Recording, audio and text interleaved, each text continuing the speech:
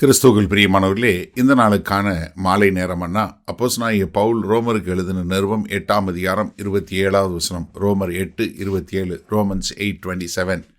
ஆவியானவர் தேவனுடைய சித்தத்தின்படியே பரிசுத்தவான்களுக்காக வேண்டுதல் செய்கிறபடியால் இருதயங்களை ஆராய்ந்து பார்க்கிறவர் ஆவியின் சிந்தை இன்னதென்று அறிவார்.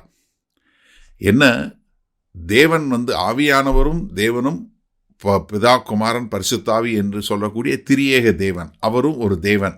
இப்போ ஆவியான தேவன் என்ன பண்ணுறாரு? அவர் ஒரு மனித இருதயங்களை ஆராய்ந்து பார்க்கக்கூடிய தேவன். அதாவது எரேமியா 17வது அதிகாரம் 10வது வசனமாக இருக்கட்டும், 1 சாமுவேல் 16:7 இருக்கட்டும், ரெண்டுமே என்ன சொல்லுது? மனுஷ முகத்தை பார்க்குறான், ஆனால் கர்த்தர் என்ன பார்க்குறார்? இருதயத்தை ஆராய்ந்து பார்க்கிறார். ஒரு காரியம் செய்கிறோன்னா அதனுடைய நோக்கம் என்ன, அதனுடைய முகாந்திரம் என்ன, மோட்டிவ் என்ன அப்படிங்கிறத தேவன் அறியக்கூடியவராக இருக்கிறார்.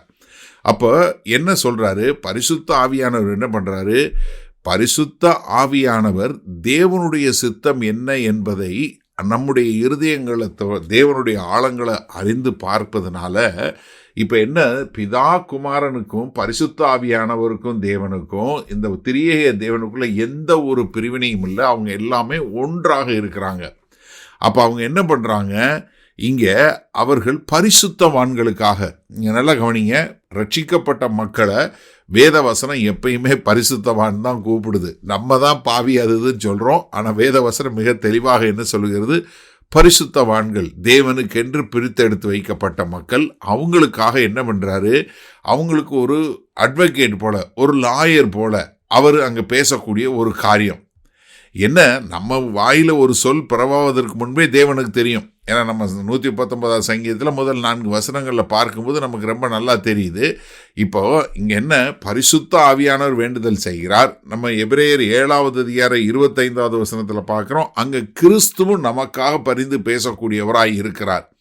அப்போ என்ன, இங்கே பரிசுத்தவான்களுக்காய் என்ன பண்ணுறாரு? தேவ ஆவியானவர் தாமே, அவரே அவங்களுடைய பலவீனத்தில் வேண்டுதல் செய்யக்கூடியவராக இருக்கிறாரு. என்ன இதில் ஒரு முக்கியமான ஒரு காரியம் என்னன்னா, அவர் செய்கிற வேண்டுதல் என்ன, அவர் தேவனுடைய சிந்தை என்ன, தேவனுடைய சித்தம் என்ன என்பதை அறிந்து அதற்கேற்ற போல. அப்போ ஆவியானவருடைய ஜெபம் என்பது என்னன்னா, கர்த்தருடைய நோக்கத்தையும் திட்டத்தோடு ஒத்து போகக்கூடியதாக இருக்கக்கூடியது. இப்போ ஒரு மனிதனுடைய ஜெபம் அவனுடைய ஆசைகள்னால, அவனுடைய இச்சைகள்னால ஒரு தவறான பாதையில் இருக்கக்கூடியதாக இருக்கும். ஆனால் பரிசுத்த ஆவியானவருடைய வேண்டுதல் எப்படி இருக்கும்? எந்த ஒரு குறைவும் இல்லாமல் நிறைவாயும் பூரணமாயும், அதே சமயத்தில் இட் வில் பி எஃபெக்டிவ் சொல்லுவோம்ல, அதாவது அது என்ன நோக்கத்திற்காய் ஜெபிக்கப்படுகிறதோ அதை நிறைவேற்றக்கூடிய ஒரு வல்லமை பொருந்தியதாக இருக்கும் என்பதை நாம் புரிந்து கொள்ள வேண்டும். சரி, இந்த நாளில் அந்த வசனத்தை நம்ம எப்படி எடுத்துக்கொள்வது? இப்போ உங்களுக்கு எல்லாருக்கும் என்ன வரணும்? உங்களுடைய ஜெபத்தின் மேலே ஒரு திட நம்பிக்கை, அசைக்க முடியாத ஒரு நம்பிக்கை வரணும். ஏன்னா நீங்கள் எப்போ நீங்கள் ஒரு நான் பலவீனமாக இருக்கேன், ஒரு குழப்பமாக இருக்குனே அப்படின்னு சொல்லும்போது, ஆண்டவரே எனக்கு ஜெபம் பண்ணுவது எப்படின்னு தெரியாது, பரிசுத்த ஆவியானவர் தாமே எனக்கு ஒத்தாசை செய்ய வேண்டும் அப்படின்னு அவரோட பரிசுத்த ஆவியானவர் உங்களுக்காக வேண்டுதல் செய்யும்போது என்ன பண்ணுது? அப்போ நமக்கு ஒரு திட நம்பிக்கை மாத்திரமில்லை, இன்னொரு காரியம் என்ன, தேவன் என்னுடைய ஜெபத்தையும் கேட்கிறாரு, அதற்கு பதிலும் கொடுக்கிறார் என்று சொல்லக்கூடிய ஒரு உன்னதமான காரியம்.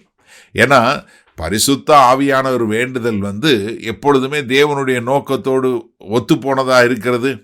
அப்போ நம்மளுடைய இருதயங்களில் நமக்கு என்ன வரணும்? ஒரு பெரிய நம்பிக்கை, நமக்கு என்ன ஒரு சமாதானம், ஒரு ஓய்வு, ரெஸ்ட்டு. அப்பாடா, எனக்கு நான் கவலை இல்லை. ஏன்னா என்னுடைய உள்ளார்ந்த ஒரு தேவைகள் என்னவோ அதையெல்லாம் என்ன கர்த்தருக்கு முன்பாக பரிசுத்த ஆவியானவர் கொண்டு கொடுக்கிறாரு. அதனால என்னுடைய வார்த்தைகள் போகலாம், ஆனால் பரிசுத்த ஆவியானவர் ஜபிக்கக்கூடியவராக இருக்கிறார். அப்போ என்ன, எனக்கு என்ன ஒரு குழப்பமோ ஒரு பலவீனமோ எனக்கு ஒரு அமைதியாக இருக்கிறதோ அதை பற்றி நான் கவலையே பட தேவையில்லை. ஏன்னா கர்த்தர் என்ன பண்ணுறாரு, அவர் என்னுடைய இருதயத்தை சோதித்தறிந்து அதிலிருந்து நான் எதுக்காக ஜபிக்கணும்னு சொல்லி அந்த ஜபத்தை பரிசுத்த ஆவியானவர் மூலமாக ஜபிக்கிறாரு. அதனால நான் என்ன பண்ணுறேன், இந்த ஒரு நம்பிக்கை, இந்த ஒரு திட நம்பிக்கையோடு நான் ரொம்ப தைரியமாக கிறிஸ்துவும் பரிசுத்த ஆவியானவரும் எனக்காக பரிந்து பேசுகிறாங்க. அது ரெண்டும் கர்த்தருடைய நோக்கத்தையும் திட்டத்தையும் நிறைவேற்றுவதற்கு ஏற்ற வேலையாக இருக்கிறது. அதனால நான் தைரியமாக கர்த்தரை பின்பற்றி வாழுவேன் என்று சொல்லி வாழக்கூடிய வாழ்க்கை வாழும்போது அது மிகவும் சிறப்பாக இருக்கும். அல்லேலூயா. மகா கிருபையும் இரக்கம் நிறைந்த எங்கள் அன்பின் தகப்பனே, என்ன ஒரு ஆனந்தம் ஆண்டவரே. நாங்கள் ஒரு கிறிஸ்தவர்களாய் தேவனுடைய சிந்தையும் தேவனுடைய நோக்கத்தையும் அறிந்தவர்களாய் பரிசுத்த ஆவியானவர் மூலமாய் உம்மோடு நாங்கள் பேசக்கூடிய கிடைத்த ஒரு உன்னதமான கிருபைக்காய் கோடான கோடி நன்றி செலுத்துகிறோம். ஆமாண்டவரே, இந்த ஒரு நம்பிக்கையோடு நாங்கள் வாழ எங்களை ஒப்புக் கொடுக்கிறோம். மீட்பெரும் இரட்சகருமாகிய இயேசு கிறிஸ்துவின் மூலம் பிதாவே, ஆமேன். கர்த்தர் உங்களை ஆசீர்வதிப்பாராக. நம் நாளை காலை தினசரி தியானத்தில் சந்திப்போம். அதுவரை குட் நைட்.